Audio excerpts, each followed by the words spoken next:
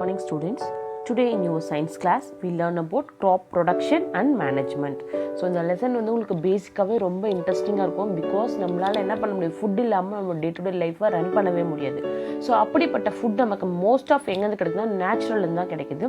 So அந்த மாதிரியான food ஐட்டம்ஸோட crops எப்படி ப்ரொடக்ஷன் பண்ணணும், அதை எப்படி மேனேஜ் பண்ணணும், அதுலேருந்து சீட்ஸ் எப்படி கலெக்ட் பண்ணணும், ஃபுட்டை எப்படி ஸ்டோரேஜ் பண்ணணும், இந்த மாதிரியான பேசிக் டீட்டெயில்ஸ் பற்றி தான் இந்த லெசனை நம்ம டீப் அண்ட் டீட்டெயிலாக பார்க்க போகிறோம். So let's start the lessons now. So Unit 8, Class 8, Unit 21, Crop Production and Management. First, Crop Production and Management என்ன தெரிஞ்சுக்கணும். எதுக்காக நம்ம Crop Production and Management பண்ணணும்? So Crop Production and Management ப்ராப்பராக இருந்தால் தான் நம்மளோட நெக்ஸ்ட் ஜென்ரேஷன் வரைக்கும் என்ன பண்ண முடியும், நம்மளால் இந்த நேச்சுரல் ஃபுட்டை வந்து கொண்டு போக முடியும். அதுக்காக தான் இந்த Crop Production and Management வந்து ரொம்ப இம்பார்ட்டண்ட்டாக இருக்குது. So first, what is mean by crop production? Growing plants and rearing the animals for food, clothes and other useful products is called agriculture. நம்மளுக்கு பிளான்ட் க்ரோ ஆகுது வந்து நமக்கு அனிமல்ஸ்க்கு தேவையான ஃபுட்ஸ், ஹியூமன் பீங்ஸ்க்கு தேவையான ஃபுட், நமக்கு தேவையான clothes and other useful products எல்லாமே நமக்கு கிடைக்குதுன்னா that is called as agriculture. Plants of the same kind grow on the large scale of the food, cloths, etc. are called crops. So இந்த மாதிரியான plants எல்லாத்தையும் என்ன சொல்கிறோன்னா க்ராப்ஸ் அப்படின்னு சொல்கிறோம். So agriculture practice. So agriculture ப்ராக்டிஸில் நம்மளோட Indian சீசனை பொறுத்து பிளான்ட்ஸ் எப்படி க்ரோ ஆகுது, அது வந்து 3 ஸ்டேஜாக வந்து கேட்டகரியாக வந்து பிரிச்சிருக்காங்க நம்மளோட கண்ட்ரியை பேஸ் பண்ணி. ஸோ நம்மளோட கண்ட்ரியை பேஸ் பண்ணி அக்ரிகல்ச்சர் இந்த 3 டைப்ஸ் இருக்குது அப்படின்னு பார்த்தோன்னா kharif crop, rabi crop and zaid crop. இந்த மாதிரி 3 டைப்ஸ் ஆஃப் க்ராப்ஸ் வந்து பிரிச்சிருக்காங்க. ஸோ என்னென்ன க்ராப்ஸ் அப்படின்றத பார்க்கலாம். First, agriculture is a primary activity is closely related to the natural environment. So agriculture ப்ராசஸ்ன்றது ரொம்ப நேச்சுரலுக்கு ரிலேட்டடான ஒரு process. Agriculture is also called farming or husbandry. The term agriculture has been derived from the Latin word ager, meaning field, and culture, meaning is cultivations. So இந்த மாதிரியான லட்டின் வேர்ட்லேருந்து தான் நமக்கு என்ன கிடைச்சிது, இந்த அக்ரிகல்ச்சர்ன்ற வேர்ட் வந்து நமக்கு கிடைச்சிது. ஸோ இந்த types of farming and Indian அக்ரிகல்ச்சரில் வந்து நம்ம பார்க்கலாம் என்னென்ன டைப்ஸ் இருக்குன்னு. 3 டைப்ஸ் சொல்லியிருந்தேன். இன் க்ராப்ஸ் இன் இந்தியாவில் rabi crops, kharif crops and zaid crops. இது மாதிரி 3 டைப்ஸ் இருக்குது. ஸோ இதில் ஒவ்வொரு க்ராப்புக்குமே ஒரு ஸ்பெஷாலிட்டி இருக்குது. இந்த கரீஃப் க்ராப் அப்படின்றது என்னென்னு பார்த்தீங்கன்னா ரெய்னி சீசனில் விளையக்கூடிய ஒரு டைப் ஆஃப் பிளான்ட். ரெய்னி சீசனில் விளைவிக்கக்கூடிய பிளான்ட்ஸ், அதாவது ஜூன் டு செப்டம்பர். என்னென்ன பிளான்ட் அப்படின்னு பார்த்தோன்னா paddy, maize, soya, beans, ground, இதெல்லாமே kharif crop. And then rabi crop எடுத்துக்கிறோம். ரபி க்ராப் பார்க்குறோம் அப்படின்னா, ஸோ ரபி க்ராப்ன்றது வின்டர் சீசனில் விளையக்கூடியது. That means October to March மந்தில். This is called as rabi crops. And example of rabi crops wheat, gram, pea seeds and mustard, இதெல்லாமே வந்து rabi crops. And zaid crops otherwise called as summer crops. So இந்த summer crops வந்து summer சீசனில் விளையக்கூடியது. So இதில் என்னென்ன எப்படி இருக்கும் அப்படின்னு பார்த்தீங்கன்னா குக்கும்பர், வாட்டர் மெலன், இது மாதிரியான வாட்டர் கண்டென்ட் ஃபுட்ஸ் எல்லாமே இந்த சம்மர் டைமில் விளையக்கூடியது தான். ஸோ இதுதான் இந்தியஸோட பேஸ் பண்ண 3 types of crops in India. So இதை எப்படி கிளாஸிஃபை பண்ணியிருக்காங்கன்னா இதோட garden crop, planted crop, field crop, இது எப்படி எல்லாம் according to the utility crop classified as the follows. அது எப்படி எந்த இடத்துல வந்து அதோட யூட்டிலைசேஷனை பொறுத்து அது வந்து பேஸ் ஆகிருக்குன்றத இந்த கிளாஸிஃபிகேஷனை நம்ம டீப்பாக பார்க்கலாம். So garden crop, these are basically grow in the kitchen garden, flower garden and back garden. இந்த மாதிரி டைப்ஸ் ஆஃப் கார்டன் இது ஸ்மால் லெவல் வந்து வீட்டில் வைக்கக்கூடியது. Next, plantation of crop. இந்த லார்ஜ் ஸ்கேல் எஸ்பெஷலி இந்த எஸ்டேட்ஸ், டீ, காஃபி, இது மாதிரி ரொம்ப அதிகமான லார்ஜ் கிராப். இந்த ஊட்டி எல்லாம் பார்த்தீங்கன்னா ரொம்ப அதிக அளவில் டீ வந்து விளைவிச்சிருப்பாங்க. அதுக்கு வந்து ஒரு லிமிட்டேஷனுக்காக அந்த மழை ஃபுல்லாமே இருக்கும். அந்த மாதிரி large scale. And field crop அப்படின்றது நம்மளோட agriculture crops grow on a large scale, mostly seasonal crop. இது இந்த ஃபீல்டு கிராப்ன்றது மோஸ்ட்டாக சீசனலுக்கு ஏற்ற மாதிரி தான் பயிர்களை வந்து விளைவிப்பாங்க. சரிங்களா? ஸோ இந்த மாதிரி இன்னும் நிறைய டைப்ஸ் இருக்குது. Feed or forage, fibre crops, sugar and starch crop. சுகர்ன்றது sugar cane and starch crop வந்து ஸ்வீட் பொட்டேட்டோ. இதெல்லாமே வந்து sugar cane is sweet potato, எல்லாம் வந்து ஸ்டார்ச்சோட crop. And spices, turmeric, cumin and drug crops, preparation of medicine such as mint and mentha, இதெல்லாமே வந்து medicinal graphs. இந்த மாதிரி அதோட யூட்டிலிட்டியை பேஸ் பண்ணி அந்த பிளான்ட்டோட கிளாஸிஃபிகேஷன் வந்து டிஃபர் ஆகிருக்கும். ஸோ இதில் நெக்ஸ்ட் நம்ம பார்க்க போகிறது க்ராப் ப்ரொடக்ஷன் அண்ட் மேனேஜ்மெண்ட். எப்படியெல்லாம் க்ராப் வந்து நம்ம ப்ரொடக்ஷன் மேனேஜ்மெண்ட் பண்ணலாம் அப்படின்றத பார்ப்போம். ஸோ பேசிக்காகவே க்ராப் ப்ரொடக்ஷன் மேனேஜ்மெண்ட்றது சில பேசிக் கான்செப்டை கொண்டது. ஃபஸ்ட்டு என்ன பண்ணணும் இந்த க்ராப் ப்ரொடக்ஷன் பார்த்தீங்கன்னா, ப்ரிப்பரேஷன் ஆஃப் சாயில். ஃபஸ்ட்டு நம்ம ஒரு க்ராப் வந்து நம்ம ப்ரிப்பேர் பண்ணும்பொழுது ஃபஸ்ட்டு ஸ்டேஜ் என்ன அப்படின்னு பார்த்தீங்கன்னா, ப்ரிப்பரேஷன் ஆஃப் சாயிலை நல்லா ப்ரிப்பேர் பண்ணணும்.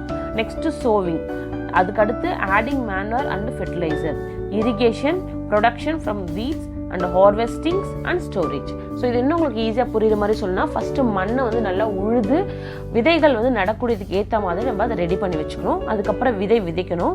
விதைச்சதுக்கப்புறம் என்ன பார்த்தீங்கன்னா, அதுக்கு தேவையான உரம் இடணும். கண்டிப்பாக உரம் இருக்கணும். அந்த உரம் இட்டதுக்கப்புறமா அதுக்கு இரிகேஷன் மெத்தட் மூலமாக அதுக்கு தேவையான வாட்டர் நம்ம சப்ளை பண்ணணும். வீட்ஸ், அந்த தேவையற்ற களைகள்லேருந்து அந்த பிளான்ட்டை நம்ம பாதுகாக்கணும். அதுக்கப்புறம் ஹார்வெஸ்ட் பண்ணி அந்த ஹார்வெஸ்ட், அதாவது அறுவடை செஞ்சு அதிலேருந்து நமக்கு கிடைக்கக்கூடிய அந்த ஃபுட் ப்ராடக்ட்ஸ் வந்து நம்ம சேவாக எந்த ஒரு இன்செக்ட்ஸ் ப்ராப்ளம் இல்லாமல் அதை ஸ்டோர் பண்ணி வைக்கணும். இதுதான் basic practice of crop production. இதில் ஒவ்வொரு ஸ்டெப்பை பற்றி நம்ம டீப்பாக பார்க்கலாம். இப்போ first crop. When the plants of same kind are grown and cultivated at the one place is a large scale is called crop. ஒரே மாதிரியான பயிர் வகைகளை ஒரு இடத்துல பயிர் வைக்க வச்சு, ஃபார் எக்ஸாம்பிள் இப்போ கோதுமைனா பஞ்சாப் சைடில் கோதுமை அதிகமாக விளையும். ஸோ கோதுமையும் ஒரே அந்த சைடு எல்லாமே மோஸ்ட் ஆஃப் கோதுமை இருக்கும். நம்மளோட தமிழ்நாடு சைடு பார்த்தீங்கன்னா அதோட முதன்மை பயிர் வந்து நெல், கரும்பு, இது எல்லாமே ரொம்ப அதிக அளவில் விளைய வச்சு என்ன பண்ணுவாங்க, ஒரே டைமில் ஒரு குறிப்பிட்ட மந்த்தில் என்ன பண்ணுவாங்க, எல்லாமே அறுவடை செய்வாங்க. இப்போ அறுவடை டைம் நடந்துட்டு இருக்கு. அதாவது பொங்கல் வரும்பொழுது, பொங்கல் திருவிழாவை நம்ம எதுக்காக செலிப்ரேட் பண்ணுறோம், அறுவடை திருவிழா. ஓகேங்களா? ஸோ நமக்கு பயிர் நல்லா விளைச்சி கொடுத்ததுக்காக, கதிரவனுக்கு நன்றி சொல்கிறதுக்காக, சூரியனுக்கு நன்றி சொல்றதுக்காக நம்ம இந்த அறுவடை திருவிழாவை கொண்டாடுறோம் இல்லையா? ஸோ இதெல்லாம் வந்து ஒரு சீசனல் கிராப் கல்டிவேட் பண்ணுறதுக்கான சீசனல்ஸ் இதெல்லாமே. ஸோ இதில் வந்து என்னென்ன மெத்தட் அப்படின்னு நம்ம சொல்லுங்கள். இந்த மெத்தட்ஸை வந்து இந்த க்ராப் ப்ரொடக்ஷன் மெத்தட்ஸ் வந்து உங்களுக்கு இதில் ஸ்மால் பிக்சராக கொடுத்துருக்கேன். ஸோ ஃபஸ்ட்டு மண்ணை உழணும், சீட்ஸ் கொடுக்கணும், அதுக்கப்புறம் அதுக்கு தேவையான fertiliser and water irrigation method, அதுக்கப்புறம் வீட்ஸ் எடுக்கிறது, அதுக்கப்புறம் என்ன பண்ணணும், அதுலேருந்து நமக்கு கலெக்ட் பண்ண சீட்ஸ் வந்து ப்ரொடக்ட் பண்ணி வைக்கிறது. So agriculture practice, first plugging, manuring, sowing seeds, irrigation, spraying pesticides, harvesting and storage. இதான் வந்து basic method. ஸோ ப்ளாகிங் அப்படின்றது பார்த்தீங்கன்னா, ஃபஸ்ட்டு ஓல்டன் டேஸில் என்ன பண்ணாங்கன்னா, கவுஸை யூஸ் பண்ணி மாடுகளை பயன்படுத்தி தான் இந்த ஏர் உழுதல் வந்து முதல்ல நடந்துட்டு இருந்தது. இப்போ நவ் டேஸ் நம்ம டே டு டே லைஃப்பில் நம்மளோட லைஃப் ஸ்டைல் வந்து இன்க்ரீஸ் ஆகும்போது என்ன பண்ணிட்டாங்க, ஃபுல்லாக மிஷினரியாக மாறிடுச்சு. ஸோ மேனுவலாகவும் இருக்கும், மிஷினரிஸாகவும் இருக்கும். 2 டைப்பில் இருக்குது. இந்த 2 டைப்பில் என்ன பண்ணலாம், மிஷின் ப்ளாகிங்லையும் என்ன பண்ண முடியும், மண்ணை வந்து ரொம்ப ஈஸியாக வந்து உழ முடியும். இதில் டைம் வந்து சேவ் ஆகும். ஓகேங்களா? ஸோ டைம் வந்து சேவ் ஆகும். இது ஒரு நல்ல மெத்தட் தான். மண்ணை வந்து நம்ம ஈஸியாக உழறதுக்கான இது ஒரு நல்ல மெத்தட். நெக்ஸ்ட்டு சோவிங் சீட்ஸ், விதைத்தல். ஓகேங்களா? ஸோ இந்த சோவிங் சீட்ஸும் வந்து ஒரு இம்பார்ட்டன்ட் ஸ்டெப்பு. விதைகளை விதைக்கிறதுக்கு முன்னாடி ஃபஸ்ட் என்ன பண்ணணும், அந்த சீட்ஸோட குவாலிட்டிக்கு ஏற்ற மாதிரி ஃபஸ்ட்டு சீட்ஸ் வந்து நல்லா குவாலிட்டியாக இருக்கிற சீட்ஸை நம்ம என்ன பண்ணணும், செலக்ட் பண்ணிக்கணும். அது மாதிரி எந்த அளவுக்கு எவ்வளோ லார்ஜ் அமௌண்ட் ஆஃப் ஸ்கேல் வந்து நம்ம சீட்ஸ் வந்து சோ பண்ண போகிறோமோ அதுக்கேற்ற மாதிரி சீட்ஸோட குவான்டிட்டியும் நம்ம மெஷர் பண்ணி கரெக்டாக எடுத்துக்கணும். ஸோ சீட்ஸ் என்ன பண்ணணும், ஷோயிங் பண்ணுறதுக்கு இந்த மாதிரி மெத்தட்ஸை ஃபாலோ பண்ணணும். இப்போ சீட் ஷோயிங்ஸ்லேயும் வந்து ஹேண்ட் ஷோயிங்ஸ் இருக்குது. அதாவது கையாலே விதைக்கூடியது, ஷோவிங் பை ஹேண்ட். இது இல்லாமல் மிஷின்ஸை யூஸ் பண்ணுறாங்க, சீட் ட்ரில், இந்த மிஷின்ஸை யூஸ் பண்ணி இதில் என்ன பண்ணுறாங்க, நிறைய இப்போ டெக்னிக்கல் இம்ப்ரூவ்மெண்ட்டால் ஹேண்ட் ஷோவிங்ஸ் போயிட்டு இப்போ மிஷின்ஸும் வந்துடுச்சு. ஸோ மிஷின் ஷோயிங் எப்படி இருக்கும் அப்படின்னு பார்த்தீங்கன்னா, இந்த மாதிரி மிஷின்ஸ் என்ன பண்ணிடுவாங்க, சீட்ஸை வந்து கொட்டிட்டு இந்த மாதிரி டிராக்டர்ஸ் வந்து ரன் ஆகும்போது சீட்ஸ் 1 by 1 என்ன ஆகும், சாயிலில் வந்து டிப் ஆகிட்டே இருக்கும். ஸோ இதுதான் மிஷினரி, சீட் ட்ரில் மிஷின்ஸ். ஓகேங்களா? ஸோ இந்த மாதிரி மெத்தடில் என்ன பண்ணலாம், நம்ம சீட்ஸை வந்து சோ பண்ணலாம். நெக்ஸ்ட் நம்ம பார்க்க போகிறது manure versus fertiliser. Manure versus fertiliser. இப்போ நல்ல மண்ணை வந்து உழுதுட்டோம், விதைகளை வந்து விதைச்சிட்டோம். அடுத்து என்ன பண்ணணும்னா, கண்டிப்பாக அந்த விதைகள் வந்து நல்லா க்ரோ ஆகிறதுக்கு அதுக்கு தேவையான மேன்வர் அண்ட் ஃபெர்டிலைசரை நம்ம சூஸ் பண்ணி கொடுக்கணும். இந்த மேன்வர் அண்ட் ஃபெர்டிலைசர் அப்படின்றது நேச்சுரலாகவும் இருக்குது, ஆர்டிஃபிஷியலாகவும் இருக்குது. ஸோ ஃபஸ்ட் இதோட இம்பார்ட்டன்ஸையும் தெரிஞ்சுப்போம். நேச்சுரல் ஃபெர்டிலைசரும் ஆர்டிஃபிஷியல் ஃபெர்டிலைசர் எந்த அளவுக்கு இம்பார்ட்டன்ட் இருக்குன்றதையும் நம்ம தெரிஞ்சுக்கலாம். So fertiliser versus and manual. Fertiliser is a inorganic salt. Fertiliser is prepared by the factories. Fertiliser வந்து கெமிக்கல்ஸு இதெல்லாமே வந்து ஃபேக்ட்ரியில் ப்ரிப்பேர் பண்ணுறாங்க. இது வந்து inorganic salt. Fertiliser are very rich in plant nutrition like nitrogen, phosphorus and potassium.